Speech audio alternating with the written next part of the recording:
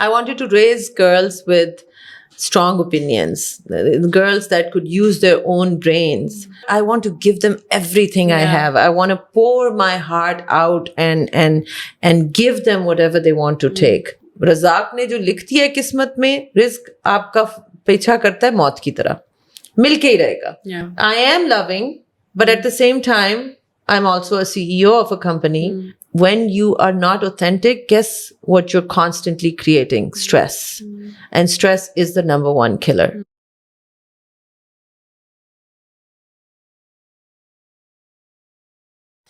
Assalamu alaikum. So today you will have a slightly different version of a podcast with me because I decided that I will bring to you some behind the scenes kind of information. So I have my special guest today is Hareem, who actually is our social media manager and handles some of the other marketing stuff too. So Hareem, welcome. Thank you. Wonderful so much to for have you here. Thank you for having me. So it's almost been a year that you've been with. Yes, in August it'll be a year. Oh wow! Yeah. Well, happy anniversary. Thank you. Yeah, so I remember when we selected you, it was we had a lot of applications, and you were the one that impressed us the most, and we are very fortunate to have you, and you've grown so much since you actually joined. So हमारी जो team meetings होती हैं उसमें you had mentioned a few things, how you have learned and grown actually, not just in your professional career, but also in your personal. Yes. So I think this would be interesting for people to know this because, as I said, for my daughter and I, this is our lifestyle. Yeah. So we don't really a lot of times realize कि वो कौन सी चीजें जो actually लोगों को अजीब लगती हैं या different लगती हैं. So when you point it out, it's usually like, oh, really? Wow. So I think it would be an interesting conversation to let you be the guest, so you can ask me questions and you can maybe help the audience understand some of the things better. All right. So I want to start off by talking a little about the occasion, the incident you're talking about, where we had this team meeting and we were discussing normal office stuff, and then our meetings are just very fruitful and very informative, not just business wise, but also personally. It's just really enlightening. After every single meeting, I feel like a new person. So in that particular meeting, we discussed something about, you were talking about your list of things that meant a lot to you or were important to you or were your priority. Yeah, my passion list. Your passion list when you were working on yourself and when you were going through a difficult time. So I remember I was sitting in my lounge just having the meeting, thinking it would be like any other meeting. And then Natasha said something like, your daughter, she said who is also our brand manager. She said something like, was I even on your list during that time? And you were like, no, baby, you weren't. And Natasha was like, oh. And in that moment, I did not know. I was like, oh no, something's about to go down. Some fight's about to happen because it was just so new. I can think of maybe hardly one or two occasions where a person, not even, like mother to dur ki baat hai, like a mother is just something else. She would never say that to her daughter in Pakistan, but even just sisters or dur ke family members ever saying that and them not taking offense to it, I cannot think of even a single occasion. So when I heard you guys just brush it or just talk about it and then just move on, I had to just point it out. I was like, this is unreal. This was like E.T. This was not my domain. This was nothing I had ever experienced. So I had to point it out because in Pakistan, it's just so common it's just understood that a mother has to have her children as her priority. Family, in-laws, husband, that's a whole different ballgame. But children are just it's a territory you cannot question. So for a mother and daughter to talk about it, that, yeah, you weren't important to me back then. I mean, I loved you, but you weren't someone that I was like, this is my sole focus right now. You weren't in the top, I believe, the top 10? Top 5. So she was not in the top 5 list. And it was just it was okay both with everyone. Both of them were not. Yeah, both of her daughters were not. So that really shook me a little because obviously I've lived in Pakistan my whole life. We're 3 sisters and all, mashallah, say happily married. So I've never, if there's ever been a debate or a discussion as such, if someone even comes close to mentioning something like that, it is not accepted. It turns into a lecture. कैसी माँ है? Yeah, it's ये like कैसी माँ what? है? मतलब Yeah. अल्लाह से डरो and what not के you know कुफरान नेमत का एक phrase हम बहुत casually throw around कर देते हैं हर चीज़ पे. So एक वो चीज़ भी थी कि how could you say that about your child, and you know And how could the child take it so yeah, exactly. casually, like, it's exactly. fine. Imagine you saying this to your child when he or she grows up, how they're never going to accept it. They're going to be so psychologically ruined and stuff. And I understand where obviously it wasn't a smooth ride getting here. It must have had its own up. So I actually want to address that, Hareem, because I think it would be helpful for people to know कि top 5 passions क्या होते हैं. So for many years now, as I've been, my mentor, I've mentioned many times, is Chris Atwood. He's the author of co-author of The Passion Test. It's a New York Times best-selling book. And Janet and Chris had created this test, which really crystallizes your top 5 passions. And if you think you know what your top 5 passions are, you don't know, because it's been 11 years that I've been with Chris, and still to this day, I take the passion test every year. At that time, I took it twice a year because your passions can change. And passions are basically clues from your soul. What is important to you right now? It's coming from your soul. And the test is designed in a way where you actually are able to find that. I've seen many people burst into tears after they realize what their top 5 passions are, because they think it's one thing, but it turns out to be something else. So there's no hiding, when you're doing the passion test. So everything I had done in my life, all the struggles, everything was because of my daughters. It was, one way or another connected to my daughters. I wanted to give them a better life. I wanted to take them out of an abusive environment. Whatever it was, at the back of my mind, it was always about my daughters. So there was no question that I loved them and I would give my life for them if needed. But they were also raised in the same household. They were very familiar with Chris. They used to meet with Chris also. They loved Chris. They knew about the passion test. They had also done their own passion tests.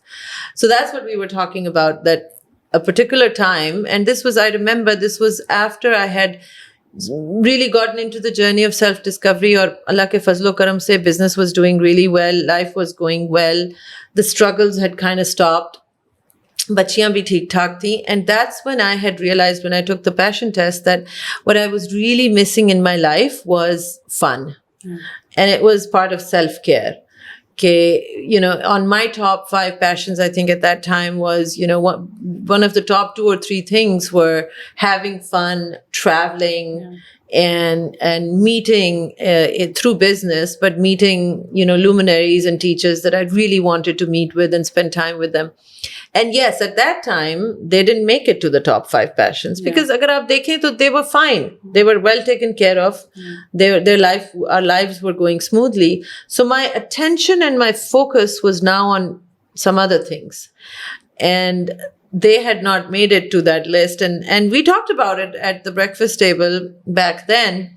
And we were joking about it because Chris and I had just done that passion test. And so they asked me, so mommy, were we on your list? Because they used to be.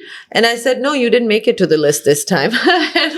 and the little one, she's a smart aleck. So she said, well, that's okay, because you're never on my list. And we were able to just have that conversation very casually, understanding the fact that just because somebody is not on your top 5 passion list, which basically means you're not the center of my attention right now, does not mean that the love is not there. Be it a mother.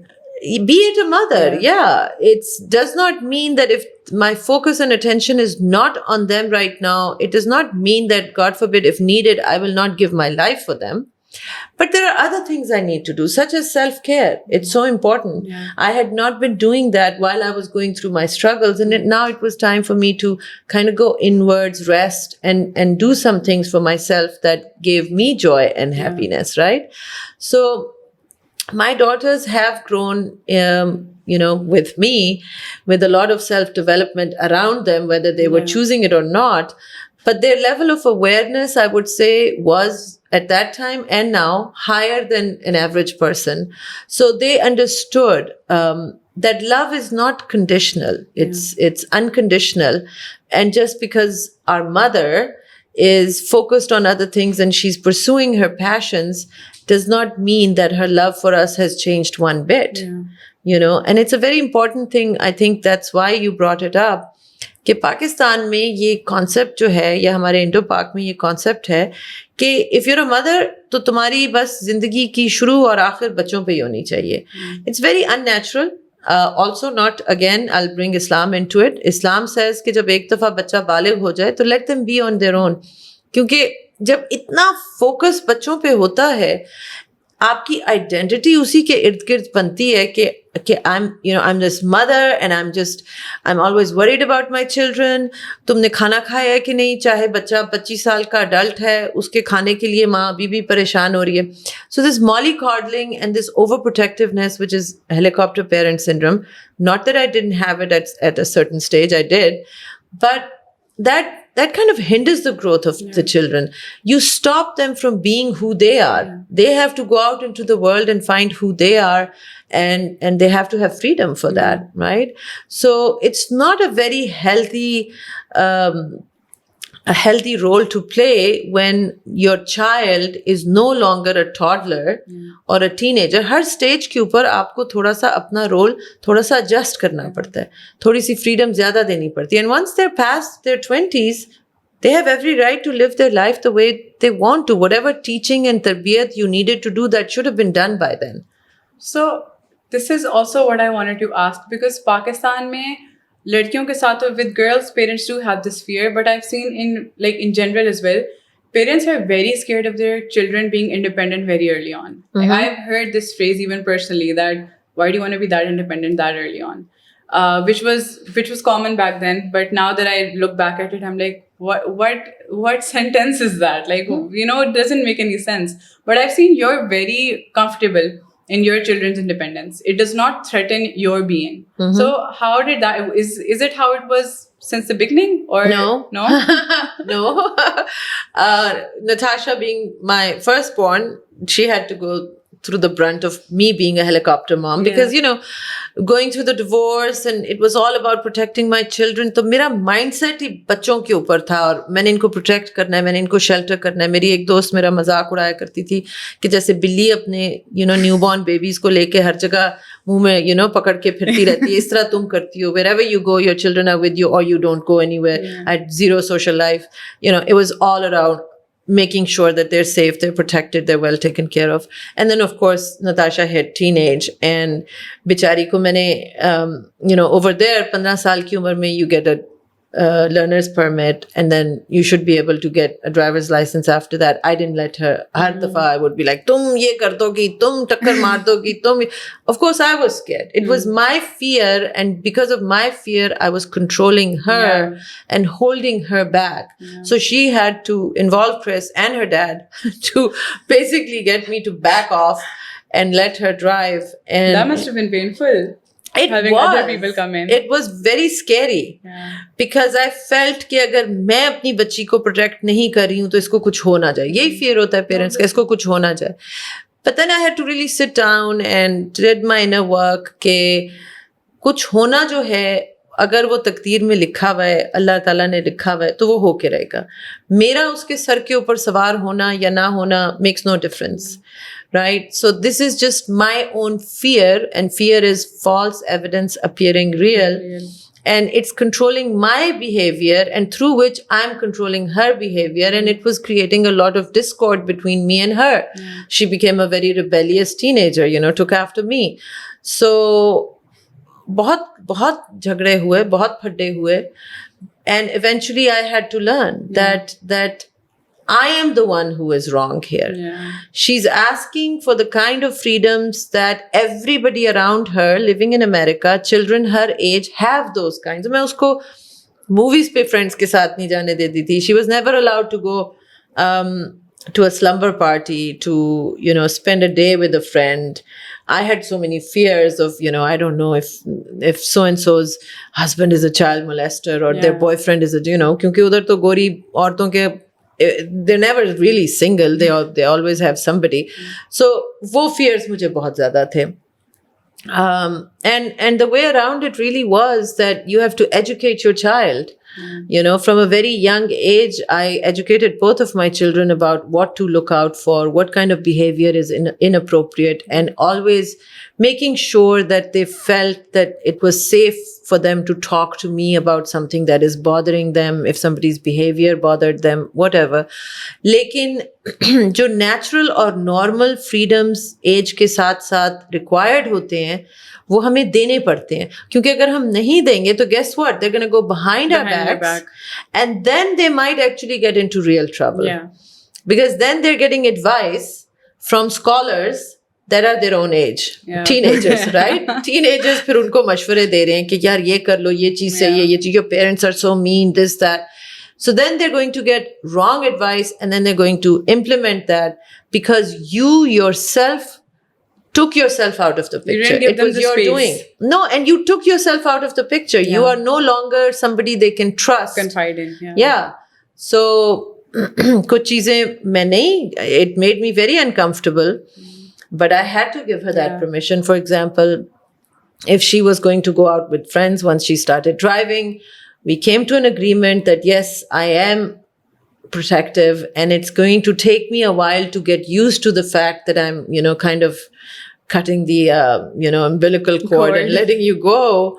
So can you work with me on that? And we agreed that she would text me every hour, basically just to say, okay, which meant I'm okay. I'm okay.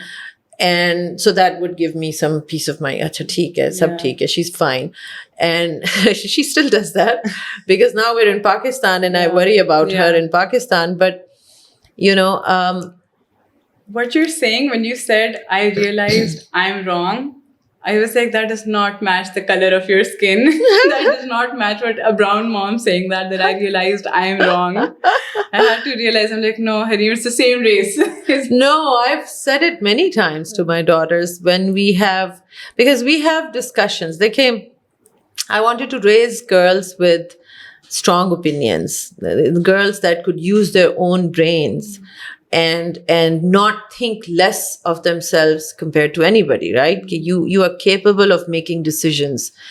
तो उसकी downside ये थी कि फिर the first person of authority that they were going to challenge was me. You. Right? And many a times I have to say, Hareem, that I was wrong and I learned from them. I learn to adjust my behavior because मैं जो कुछ भी था, चाहे जितने साल से America में थी तो मैं एक पाकिस्तानी माँ. I was influenced by my mother, right? Even though I didn't want to be like my mother because she really controlled me, फिर भी कहीं ना कहीं I was doing stuff that I should not have been doing. So we would have these discussions, and sometimes I would convince them, and a lot of times they would convince me that no, you're wrong in this. This is your fear, and this is very common in our family. If somebody, well, I'm afraid, and they would say, well, that's your job. That's your business. If you're afraid and your fear, because of your fear, you want to control us, it's your job to work on your fear. You don't have the right to impose that fear on us and hinder us back in life. And that's really how it needs to be. Absolutely. क्योंकि बच्चे हमें अल्लाह ताला ने ownership के लिए नहीं दिए हैं. We are stewards. We are supposed to guide them, उनको educate करें, उनकी तरबियत करें, वो सब कुछ करें. And by the time they're 18, 19, 20, they are now ready to go and actually play in life, right? अब गेम उन्होंने खेलनी है. अगर आप उनको कुछ करने ही नहीं देंगे तो वो बेसिकली एक तरह से साइडलाइंस पे बैठे हुए हैं. आप उनको आने नहीं दे रहे प्लेइंग फील्ड में. प्लेइंग फील्ड में जो होता है उससे फाउल भी होते हैं, और फाउल उसी से होते हैं जो खेल रहा होता है. जो साइडलाइंस पे बैठा होता है उससे फाउल्स नहीं होते. सो वो फाउल्स करने से ही वो गेम सीखता है. And if you are an open and accepting parent and they feel that it's safe to come to you when they make a mistake, which they will, and they will make a mistake regardless. अगर आपको ये लग रहा है कि नहीं मेरे बच्चों को तो मैंने वो आपसे छुप के वो mistakes करें. So when they make a mistake, they come to you and they say, okay, I did this. And then you can guide them. Okay, let's look at the choices you made. Why did you choose this? Could you have chosen something better? And what would you do next time if this kind of a situation arises? So it's very important क्योंकि जिंदगी इसी तरह से सीखते हैं हम सब अगर अपनी गरेबान में झांक के देखें, आप तो खैर बहुत छोटी हैं Hareem, but you know like all of us like to pretend as parents कि हम तो angels थे इस एज में, हमने तो कभी कुछ किया ही नहीं था, you know, and it's not true. We did. We just didn't let our parents find out, or at least the smart ones who were smart, they didn't let their parents find out. And then when they did find out, we would get into a lot of trouble. So हम सब ने किया हुआ है, and hopefully we learned from that. So don't expect your parents to, your children to be angels either. They're not. Yeah. And this brings me to my next question. You said that you did the passion test with Chris. By the time Dua and Natasha were a bit older, so they could take care of themselves to some extent. If you had taken that passion test, and if you had figured out what your true passion is when they were really young, when they were infants, how different would your life have been? What would you have done then to take care of yourself? Well, I did take the passion test when they were younger. I said, you know, at that time they didn't make it to my passion list, but before that they were always on it. So it's just, what would I have done differently? Frankly, I don't think I would have done anything differently because they were the focus of my life, making sure that they were well taken care of and protected, which then led me to form my business, become financially independent, create a safe environment for them. All of that happened because of those passions, right? तो उस वक्त अगर आप ये पूछोगी कि self care का मैंने क्या किया था, इतनी मैं अवेयर नहीं थी about self care, but I did do things that would keep me sane. For example, because I had so much stress, my husband's divorce attorney was a very, very brutal attorney. He was known as the Bulldog of Dallas. He would play all kinds of underhanded tricks on me, or I would be fuming and furious and helpless. So I used to work out at that time, and my trainer was also, he was ex-military, an African-American, and very wise man. So he would see me when I would come back from court, और वो मेरी शक्ल देख के समझ जाता था कि आज इसके साथ बहुत बुरी हुई है, आज ये बहुत गुस्से में है. And he would give me boxing gloves. And he always told me, Eram, take your anger out here in the gym. Unless you do that, you will go back and take it upstairs to your daughters. So I remember, Hareem, that sometimes I would box so hard that my knuckles would bleed because I would have so much anger and frustration. But I would take it out through workout, exercise, boxing, you know, kicking. Bichara wo apne upar wo sari wo protective gear pehen leta tha, and then he would encourage me. Jo us lawyer ka naam tha, I won't take it. But let's say it was Taylor. Come on, I'm Taylor. Hit me. And then when I would hit him, he would be like, "Oh, come on, you're hitting like a girl. You didn't even break my nose. You did me or like he would really get the anger out. Like think about what he said to you. Think about how he lied to you, what he did, and then you know it would all come out. So मैं जब by the time बच्चियों के पास जाती थी, I would be just in a zen place, tired, exhausted, just zen. And no issues. So I did that.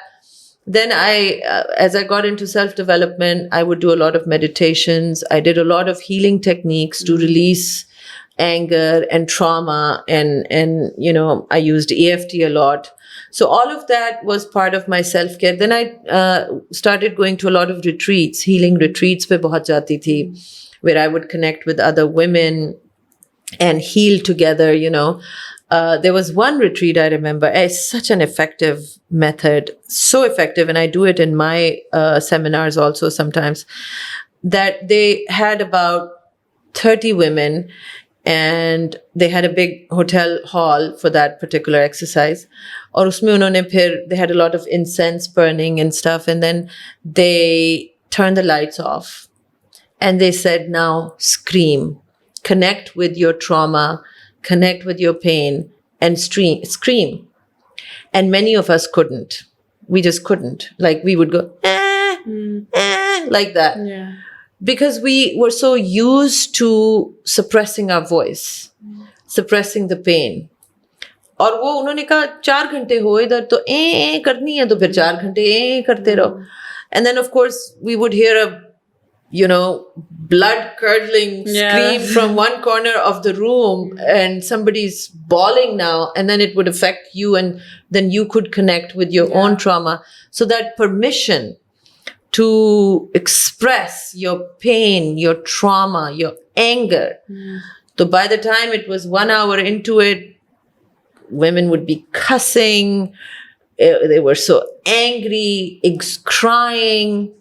And it was about a 2-3 hour process, and we would be exhausted after that. And then after that, we would hug and fill each other up with love, the divine feminine kind of love. And it was profoundly liberating to be able to, just express. और ये बड़ा important है. और जैसा कि मैंने कहा कि शुरू में आवाज़ ही नहीं निकलती थी, it changed something very dramatically inside of me. And whenever I do it with in my seminars, same thing happens. किसी की आवाज़ नहीं निकलती शुरू में कि ये क्या है, I feel weird, I feel awkward. And that's why the lights are off, because you can't see each other. And then once you get into that, you connect. There are techniques on how to connect with that trauma and let it come up, and then you just scream and you let it out. As your social media manager, now I'm going to take it to the professional side. Yeah, sure. As your social media manager, I see a lot of comments or messages where people have the most dramatic lives, where when you read them, you're like, how? Like, some people are comfortable enough to just comment them on our post. Some people message, some people are, and they're really, really painful messages, which even when I read, I can't fathom. I can't fathom that this has been going on with this woman or this man for the past 10 years or 15 years. And still leaving is not an option for them, not just because they're helpless, but also because they don't want to. They just want to look for a solution.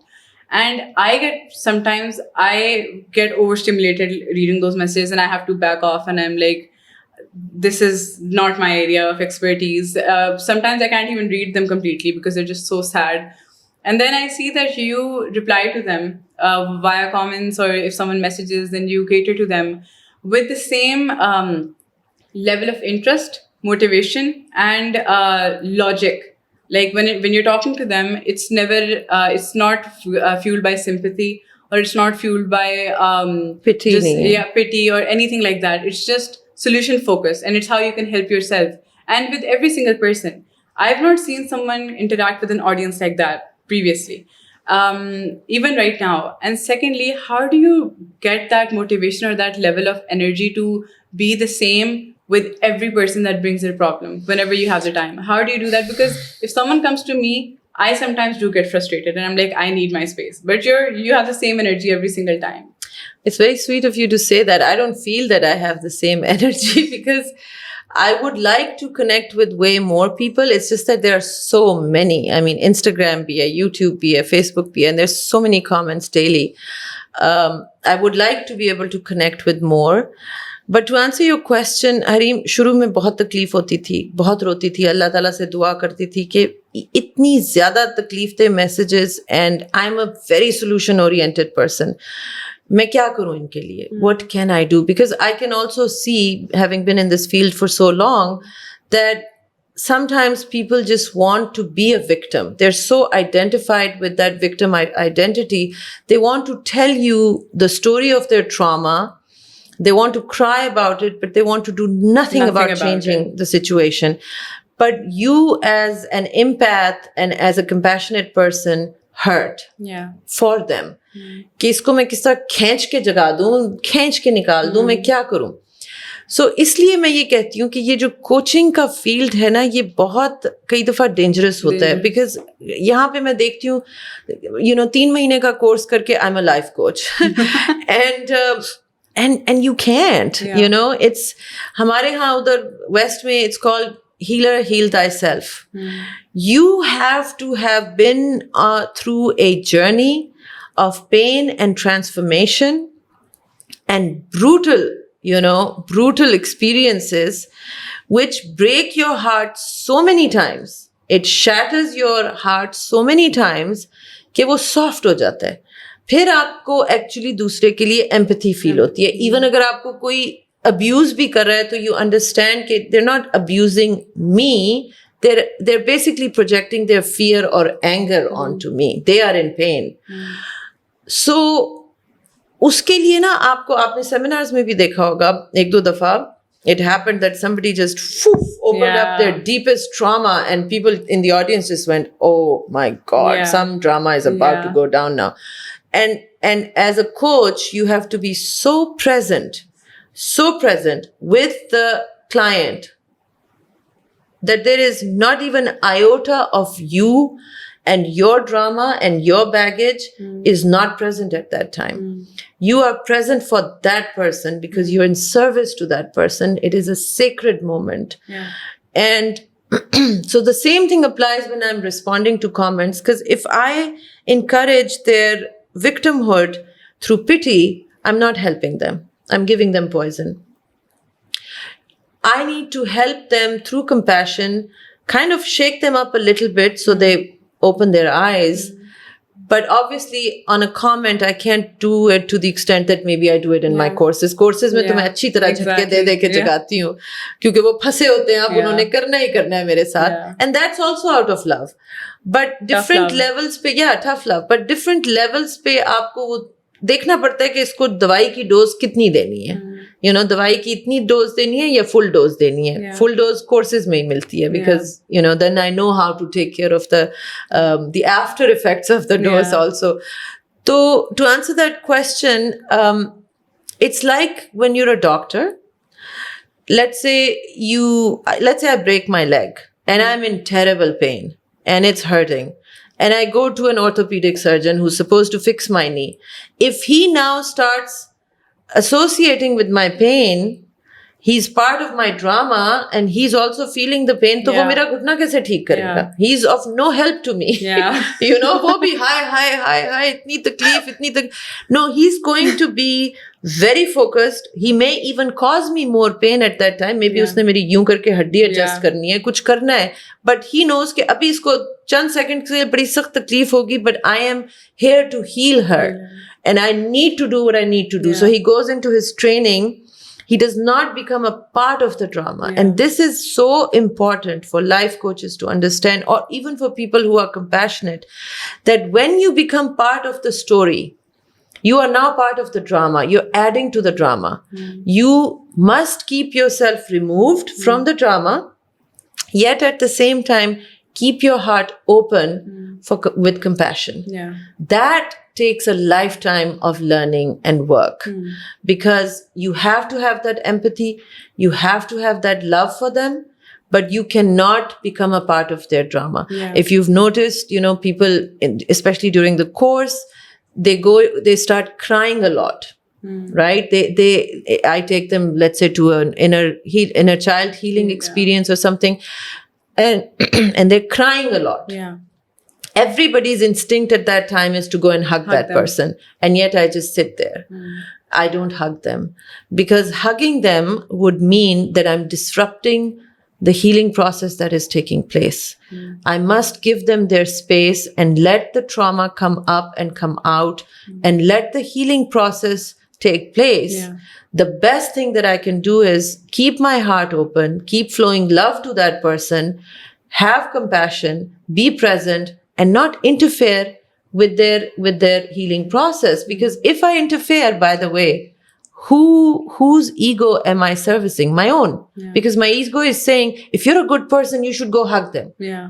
But I have to even control that, because I do feel the urge that, oh my God, she's crying so much. I want to go hug her. But if I hug her, I will disrupt that process. I want to talk about one particular student of yours, जो कि हमारा, it was the course, I believe, The Cure to Affairs, where you had a student who was having some difficulty in her marriage. Obviously, I'm not going to name her, but her husband married someone else. He married twice. he was still a good husband to her. He wasn't abusive or anything, but obviously another woman's come into his life, so it was really painful for her, the whole ordeal. And the new wife was a bit problematic, so she was discussing those things with you. And initially, she was very calm. She wasn't crying or anything. But she was just talking about it as point blank. This is what it is. This is what I'm going through. Slowly, her voice started shaking. And I remember I was in the office, and I had other colleagues as well around me, and they were all doing their own thing. But when that climatic moment happened, everyone just turned around. They were like, "Woof!" Like, what was that? Because It was a live call? No. It was yeah, it was a live call. live, Yes. It was a live call. So you were just normally talking to her about the situation, and then slowly you started going deeper into the problem.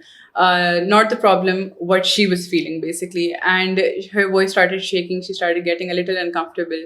And then she started crying her eyes out, crying her eyeballs out. She was really like, it was brutal. Her cries, it was, I think, my second month. And I'm like, I'm not cut out sign up for this. I'm not cut out for this.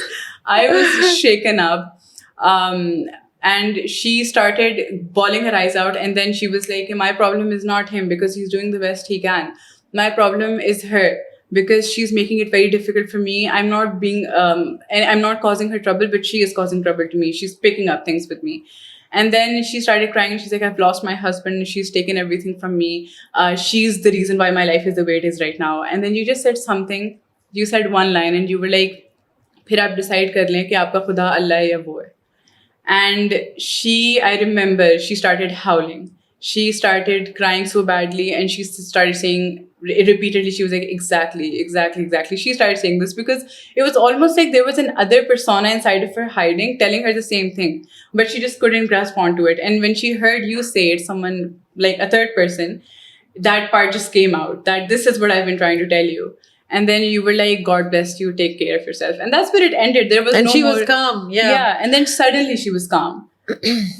How do you cope with such calls every single day? Because I know for a fact, because now we're launching the Eagle Tribe, and in the Eagle Tribe, it's going to be filled with moments like this, because videos are just 1% of what you actually have to offer. I think you have much more to offer as well, but even in the Eagle Tribe, it is filled with information or instances or experiences that no one's prepared for. They just think what they see in the video, that's what it's about. But it's so much more than that. We as colleagues know, because we've seen most of the work. You've seen that everything is implemented. So how, now that you're launching the Eagle Tribe, much more of this is going to happen. So how do you deal with this level of feelings? I don't shy away from, for me, it is so beautiful that I could see someone in so much trauma and pain. And, trauma and pain is caused by our thinking. It's as simple as that. अगर आप किसी की thinking उसको सिखा दें कि इसको यूं switch करना है, and they come out of trauma, I think that's the best job in the world. It is so fulfilling to see people transform. I mean, 30 days to transformation is truly, I have done a lot of courses, Hareem. I've worked with some of the best coaches in the world. And Alhamdulillah, I can say that 30 days to transformation jaisa course मैंने नहीं देखा अभी तक. Even Chris says, जिसने जब वो results पढ़ता है कि इस तरह के रिजल्ट्स हमने कभी भी नहीं देखे. एंड द रीजन इज कि मैंने जब ये कोर्स क्रिएट किया था, मुझे नहीं पता था कि मैं, जिस तरह आप कह रही हो, कि इतना पेन और ट्रॉमा मैं सुनती थी डिवोर्स वुमेन और बेवा में, इनके लिए मैंने कोर्स क्रिएट किया था. And I was like, I don't know how to help them, because ये पाकिस्तान है, यहाँ पे मैं इनको इंडिपेंडेंट होने का भी नहीं कह सकती. यहाँ पे मैं करूँ तो क्या करूँ? How can I help them? And I felt very helpless.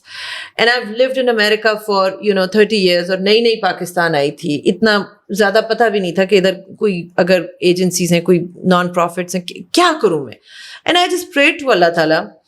और मैं हर क्लास से पहले हज़रत मूसा की दुआ, रब इश्रह ली सदरी व यस्सिर ली अमरी, पढ़ के शुरू करती थी कि या Allah, use me as a vehicle, and whatever these people need to hear, allow me to just say that.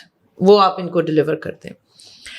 So, and then I realized that I actually was more capable than I was giving myself credit for. Because उससे पहले I was working with American spiritual women. Completely different ball game, completely different. यहाँ पे not only is the trauma deeper, their level of understanding and awareness is also much lower. So what do you do now? तो अल्लाह ताला, I would say I am very grateful to Allah ताला, because मैंने इतने जो 25-30 साल struggle की, एक तो मेरी अपनी स्ट्रगल, फिर उसके बाद I volunteered for domestic violence victims in Dallas, तो मेरा बहुत एक्सपीरियंस था in working with these kinds of traumatic situations, and I have really learned the psychology behind all of this also. So मुझे समझ आ जाती है, जैसे आप कह रही थी कि she was talking in a very normal voice, but it's not, I knew it was not normal. When you're talking about pain and you're just monotonous like a robot, that means you are suppressing. So I knew, okay, what's behind this? ये जो reason कह रही है, इसके पीछे क्या है, इसके पीछे क्या है, इसके, so I probe and probe until I get to the root cause of actually what is causing her pain. And then, you know, finding, like doing a switch on their thinking, okay, switch it and go here. And then suddenly they're like, yeah. Because in that lady's situation, I don't remember, but from what you've told me, you know, I have to look at the situation and see, because मैं कभी नहीं कहती कि तलाक ले लो या रहो. I say, that's your decision. You have to make your decision. I'll give you all the information you need to get clarity, but the decision is yours, right? And in that lady's situation, most probably, she did not want to leave the marriage and she wanted to stay in the marriage. Well, then, if that is not changing, people think if my outer circumstances change, I will change. My inner state will change. And it's actually the opposite. Because अगर वो फर्ज करें उस दूसरी बीवी को तलाक भी दे देता, तो अब जो उसको झटका लग चुका हुआ था, she was not going to get over it unless she did inner work. So why not start with inner work to begin with? Because आगे क्या होगा हमें क्या पता? We don't know. So, और हर इंसान different है. All women think that I will never be able to put up with the second wife. And actually some women realize afterwards that this was a blessing. Second बीवी अब आधा burden बर्दाश्त करती है और मैं तो अब, you know, enjoy कर रही हूँ. It happens. I'm not advocating for or against second marriage, but I'm just saying कि जब एक situation आ gई है, you are in it. It is pointless to deny that it doesn't exist. As long as we stay in resistance, we are not going to be able to make effective change in the moment. So if you keep crying कि दूसरी शादी क्यों की, well, हो गई है, अब ये है. Now, let's look at what you need to do. Do you want to stay? Do you want to leave? Because if you want to stay, then there are different kinds of things I'm going to teach you how to deal with that situation. If you want to leave, then there's a completely different kind of a situation that you need to also learn how to deal with. But you've got to make a choice. Even when you're not making a choice, you are making a choice, right? So आपका ये question था, और दूसरा आपका क्या था कि Eagle Tribe. So Eagle Tribe, so you know, you might have noticed, Hareem, ke even when you joined me, you're my social media manager. And one of the things I tell my team is that I'm not, first of all, I have no desire to be called an influencer. Secondly, there's nothing wrong about it, by the way. I'm not saying there's anything wrong with that, but I don't want to be seen as that. I am also not interested in the business model that seems to be everybody's business model here, which is clicks and views and views and views and views. I don't do that. I've been an internet marketer for almost 2 decades in the US. That's not the model I follow. दूसरी बात ये है कि अगर I don't do anything unless I'm passionate about it. Whatever work I do, I have to be passionate about it. Otherwise, I will not do it. I believe, and I teach this to people, that when you follow your passions, money will follow. Choose what your passion, you know, what you want to do. Razzaq ने जो लिख दिया है किस्मत में, risk आपका पीछा करता है मौत की तरह, मिलके ही रहेगा. So choose what you want to do, what you enjoy doing. So my purpose in this whole Eram Saeed brand was to see transformation in women. And a lot of men have also transformed, and that's wonderful. But my passion is to help women transform. So that's not going to happen through a bunch of videos that are 5 minutes long or 10 minutes long. It's not going to happen. So that's why I launched courses. मुझे सबने कहा courses Pakistan में कोई नहीं लेता. Nobody invests in self-development. और वो भी digital online courses. कोई नहीं करेगा. मैंने फिर भी launch किए, alhamdulillah. It's a new industry now. I mean, we sell, as you know, we constantly sell courses. People buy our courses and give us very good feedback. फिर उसके बाद मैंने रियलाइज किया कि कुछ ऐसी students थी, especially women, who were so passionate about self-development. They didn't want to just take one course. They would take all of my Yes. courses, and then they would say, knock, knock, I want more. More. I want more. Yes. How can we get more of you? Yeah. And I don't like doing personal sessions, as Yeah. you know. I rarely ever do them. I only do it with my past students, क्योंकि उनको बताना बड़ा आसान होता है कि okay, you know, this, go do this. Yeah. It's simple to do it. कोई बिल्कुल ब्रांड न्यू अगर मेरे पास आएगा तो how will I teach them the basics of self awareness and all of those things. So I decided कि you know what, ये जो मैं अपने ऊपर इतना बड़ा एक burden समझ के बैठी हुई थी कि maybe Allah Ta'ala has sent me to Pakistan to help change Pakistani women, and oh my God, there is so much work to be done because there's so many women and they're in pain. I realized कि no, that's not why this whole thing started. What Allah Ta'ala perhaps wanted me to do was to help identify these women that I call eagles. Right? Who have been under the illusion that they are ducks, but they're eagles. और उनकी definition भी website पे लिखी हुई है कि उनके बहुत certain traits हैं, बहुत precise किस्म के traits हैं उनके, like you don't fit in, you feel like you don't belong, nobody understands you, and you want to live a life of purpose, you want to be useful, you want to leave a legacy, you don't want to just be someone who got married, raised children, and then died. You know, you have something to contribute to society. So I realized that I needed to find those eagles and coach them, because they can't get enough of what I teach. And they're being wasted. And yeah, they're kind of wasting their lives, and they're searching for answers. But invariably, wo jo kehti hain ki when they go to, you know, they invest money in getting self-development coaching from the Western coaches, but there's something missing because, you know, ya to wo, it's not a woman. या तो फिर ये कि they're not a Muslim, or they don't understand our culture. Yeah. So they feel and they told me that when we found you, it was the perfect mix, because you have all the tools and teachings from the Western mind sciences, but you're also passionate about Allah Ta'ala and Islam, and you're a woman, you're a Pakistani woman, and you have actually done all of this. Yeah. You have been through trauma, abuse, complete destruction, and then you transformed yourself, your life, and you live the life of complete independence and freedom now that we actually aspire to live. And it is such a huge thing, Hareem, because यकीन करो कि आपकी जब रूह वो चीज ढूंढ रही होती है ना, but you cannot find any example, it really becomes discouraging, because everybody around you is saying it's impossible, नहीं हो सकता. Don't even try it. It's impossible. जो तुम बातें कर रही हो ये नहीं हो सकता. And then you see that one person, just one, who has actually done all of that, and she's saying, don't listen to all these people. Listen to me. I've done it, and I can show you how to do it. It's life-changing. Yeah. It's just so... I'm so blessed that Allah Ta'ala has put me in that position. And today I look back at my life and I realize perhaps that's why I went through whatever I went through, so that I could turn around and say to others, because it's like almost like permission that they give themselves. Yeah.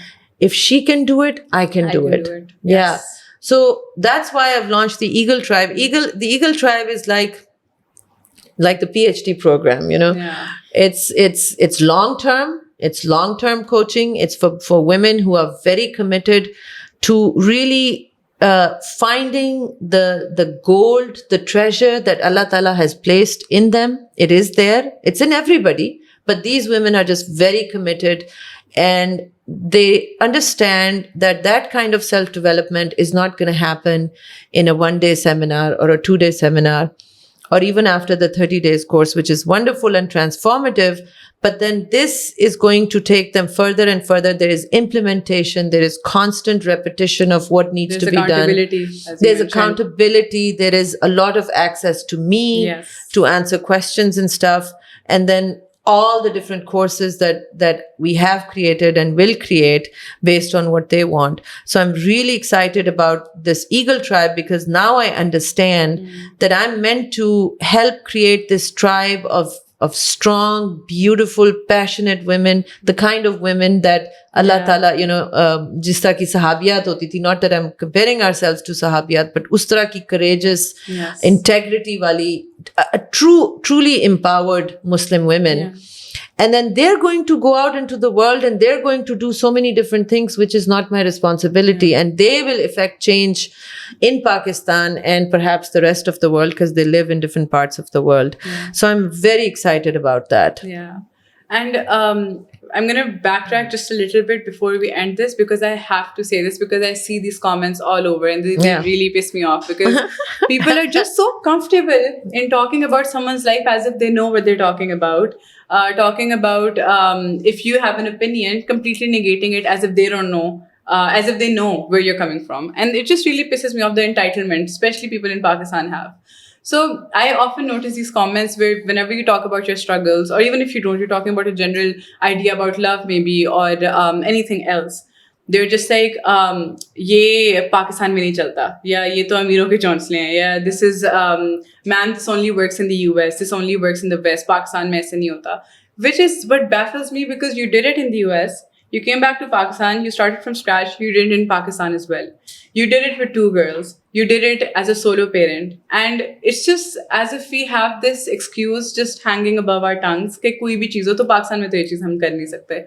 And that, I'm going to join that to this discussion that I want, this thing I wanted to mention about our meetings. कि मैं देखती हूँ what you've done with your life. मैं देखती हूँ where you came from, because I've been blessed as a part of your team to have a closer look at your life, at the person you are. And यहाँ पे आपकी picture पड़ी हुई थी that me and our video editor were talking about, that you looked heartbroken in that picture. You looked like, I don't know, you just looked very different. Like, you look much better today, mashallah, mashallah. But I mean, you look pretty. That's not what I'm saying. I get it. I get you that looked comment a lot. heartbroken. Yeah, you looked really sad. And what you've made of yourself right now, how much of a strong woman you are, where you know what you want. You're just like, this is what I want and this is how it has to be. Because it's not that you're privileged. It's because you brought yourself to that position where you can say that this is my way. And if this is where it comes to, then my way or the highway, because you fought for that. So, and yet at the same time in our meetings, you're so loving and nurturing. I think that comes with being a woman maybe, but you're just so...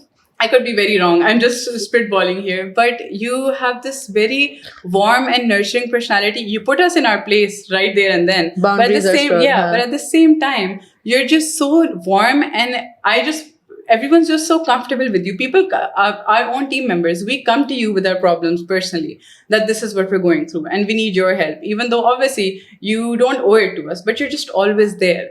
So, and then when I combine that with the Eagle Tribe, because now you're gonna, not to that extent, but if for a large share of your life, you're going to dedicate it to those women.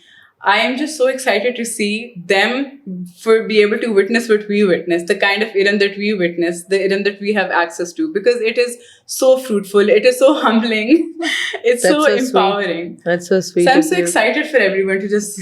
Well, the Eagle Tribe is actually going to get even more, because we will launch, I want to do retreats also, like very focused retreats, and seminars, and then bringing some of my favorite teachers that are good friends of mine who teach different things that are different from what I teach, and having them take advantage of that as well. Some of the best energy healers in the world are my dear friends, and using that frequency healing and stuff like that. So I'm really excited, because when a student is so committed, the teacher gets excited that, you know what, I want to give them everything I have. I want to pour my heart out and give them whatever they want to take. क्योंकि मसला teacher के साथ ये होता है कि most people don't want to take. They don't want to learn. आपने देखा है कोर्स में भी कई दफा आके वो मुझे बता रहे होते नहीं, मेरी ये प्रॉब्लम है और इसकी ये सॉल्यूशन है. तो फिर आपने कोर्स क्यों लिया, right? So it's like I have to, majority of people are not willing to be honest and truthful. That's the first step towards healing. You have to be honest and truthful, and sometimes truth is going to hurt. And that's okay. It's okay. It's kadvi medicine, but it's medicine. The other thing you said about, how I hopefully don't put you guys in your place, but it's more about reminding of the boundaries and I'm the boss. Yeah.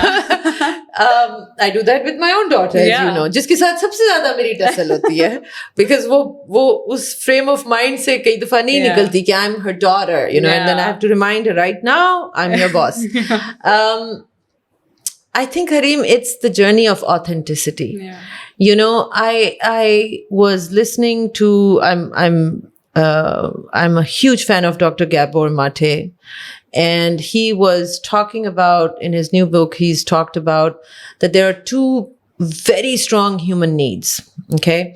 One is the need for attachment in order to get love, care, and validation. The other one, and this need starts when we're a baby. We have to form that attachment to the mother so that we can get love, we can be taken care of, we can get love, we can be protected, and we can get. So it's natural. It happens. Then there's another need which begins to develop as the child grows, which is the need for authenticity. That need is what basically your ruh needs, right? Your soul needs that authenticity. Who are you really? But what happens is that when the child is growing, it begins to learn that sometimes being authentic cuts off the love and the attachment, right? If a child he's hungry, throws a tantrum, and the mother gets mad, there's a message that is being received that throwing a tantrum is not okay. So being, you know, honest about how angry you are right now is not okay. And when that is done often enough, when a child is constantly rebuked about showing and expressing their feelings, and that happens in the school and then afterwards, you know, with friends, and then the culture, and everybody jumps in. So we constantly, in order to form these attachments and maintain these attachments, we constantly shortchange the authenticity part. And ultimately, we don't even know who we are. And we're just playing these roles so that we can hold on to these attachments. But the need for authenticity is very strong. And what Gabor Mate said was that when you are not authentic and you're not naturally authentically expressing yourself, you will get sick. And you will die eventually. You can have diseases like autoimmune disease, cancer, heart disease, and stuff like that, because you're repressing emotions constantly. This was not the way to live. This is not how people lived in the past. This is a learned behavior, probably just 100 years old or maybe 150 years old. And we are in a mass hypnosis. And then at the end, he says, just because everybody's doing it, just because everybody's involved in an insane behavior does not make it sane. So sanity is in being authentic. Who are you authentically? So if I, like, for example, if in a team meeting, somebody's out of line, but they're being out of line, and I don't have to take it personally, like, oh, I'm getting so offended, because I can just gently and lovingly remind them that, no, this is your job and this is what you need to do. It's authentic. I am loving, but at the same time, I'm also a CEO of a company, and it needs to be run in a certain way. They're both very authentic sides of me. They don't have to be in conflict. And then it's interesting that the way you receive it, the way the other people receive it, is far more easier to receive, because you also begin to understand, oh, this was not about me. This does not mean she's rejecting me or she's criticizing. It's just maybe guidance, right? So authenticity is so lacking in our society. And I can tell you, if you read medical research, it is the leading cause of disease, because when you are not authentic, guess what you're constantly creating? Stress. And stress is the number one killer. So again, no choice. I have to connect it back to Allah Ta'ala and Quran. Lead an authentic, balanced life. And that will have amazing results. And if you don't know how to be authentic, then come and take some of my courses. And inshallah, that's what we will help you to do. Yes. Yeah. I just realized this company spoiled me. I don't think I'll be able to work for anyone No, else. we won't let you. We will keep creating new roles for you. And it's been such a blessing and joy to see you also evolve, not just professionally, but emotionally also. I always tease people when they join that you're joining the Eram Saeed brand, you won't have a choice. Self-development is going to happen as a side effect. No, I remember. It's just going to happen. I remember when I was joining, when my initial interviews were taking place. So our project manager told me that Eram Appa is not just your boss. She likes to work personally with people. I was like, what does that even mean? I mean, like, it's not like we were texting or anything. I did not know there's another way you can influence people. So I'm like, what is he talking about? I started working for the past like so many months. I didn't realize the impact it was having, but it wasn't until I entered a few conflicts that I realized the kind of self-reflection that took place afterwards, and the kind of ways I tried to mend my behaviors, not just professionally, even personally, in so many occasions that I'm like, this is not the Hareem that I remember a year ago. There were Mashallah. such drastic changes that I cannot even begin to tell you, because they're tiny things, they're such as keeping quiet, or like listening more than reacting, things like that. But I can't begin to explain how important or how big of an impact that was, because you don't know me from a year ago. If you had known me then, I was a reactive bubble. I had cheese. I'm like, no, I need to say something. And then I think your husband needs to send me a thank you card. I remember. Or your sisters, or whoever it was at the receiving end. I don't know. I think I need to send you a thank you card for my sisters too, because the same change is happening over there. But that's awesome. I just remember that there was this one thing that I reacted to in a different manner, and my friends got so pissed off at me. They were like, why are you being so pretentious? I'm like, I'm not pretentious. This is just change. I'm just not that reactive anymore, because they expected the same. It wasn't a fight with them. It was a fight about someone else. And they expected me to go all like, oh my God, okay, like, let's talk about it. Let's give them some, a piece of me. But I wasn't like that. And they were like, that is so pretentious. You know what?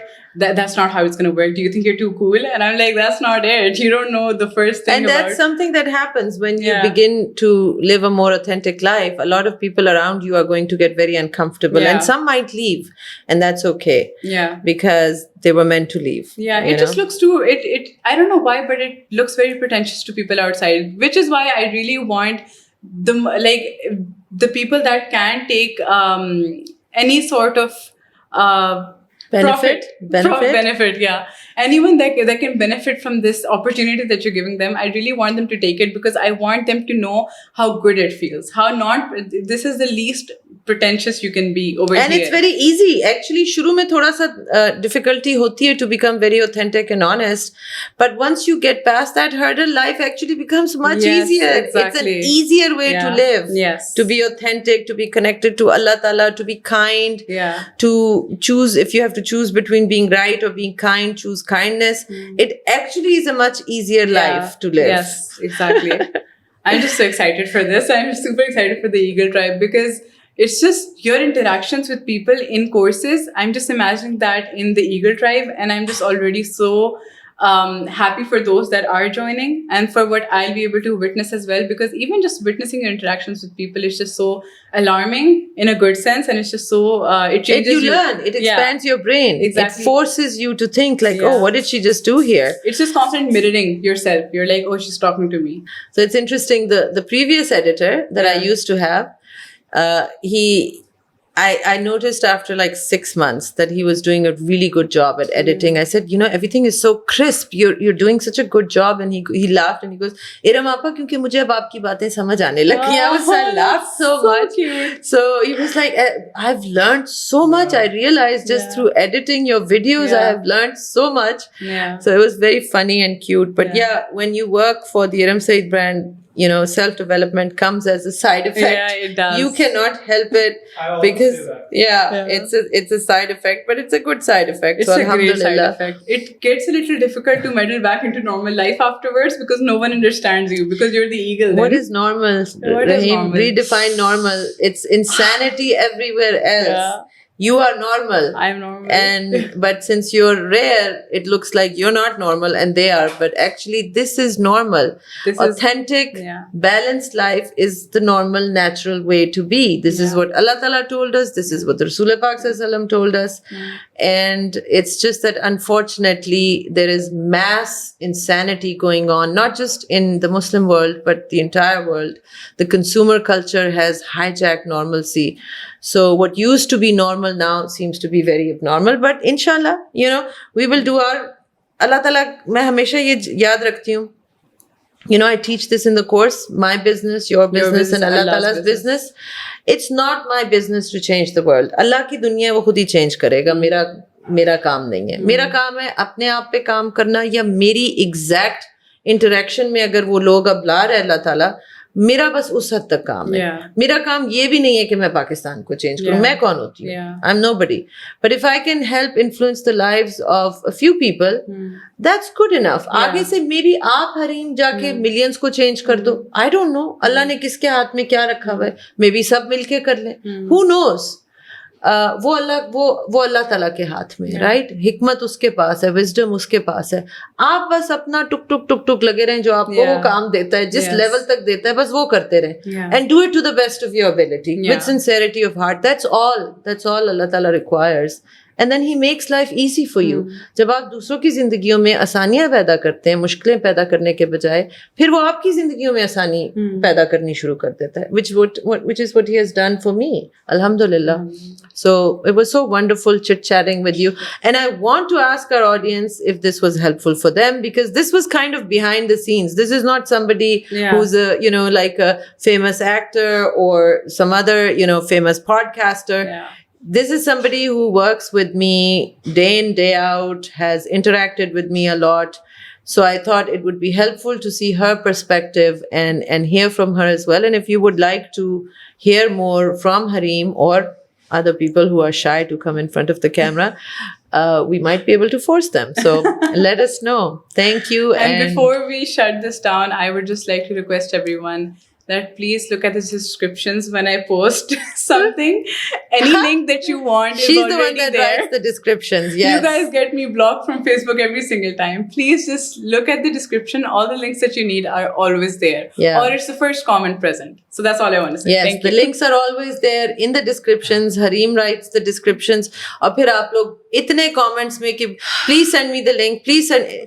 Please, and it's one of my pet peeves, because what it shows is the mentality of Pakistani women that we're not smart enough to figure it out. We're little girls who need to be spoon-fed. It really annoys me. You are not little girls. You are very smart. मैंने एक video में कहा था कि अगर आज मैं आपको कहूँ कि आपके हस्बैंड का कहीं अफेयर चल रहा है, आप CIA से ज्यादा अच्छी इन्वेस्टिगेशन करके आप वो फिगर आउट कर लेंगी कि चल रहा है कि नहीं चल रहा. So एक सिंपल सी चीज है, ग्राफिक में भी लिखा होता है, link is this. Do a little bit of work. Stop acting like little girls. You're not. You are strong adults. You're smart women, and you can do it. And it really gets Hareem into trouble, because Facebook blocks her then when she has to constantly put the links up. It causes a lot of hurdles in my work. So please just like look after yourself. You're grown-up women. Yes, you can do that. Take responsibility for yourself. Thank you, and Khuda Hafiz. And thank you so Hareem. much. Thank you for having me. Allah Hafiz.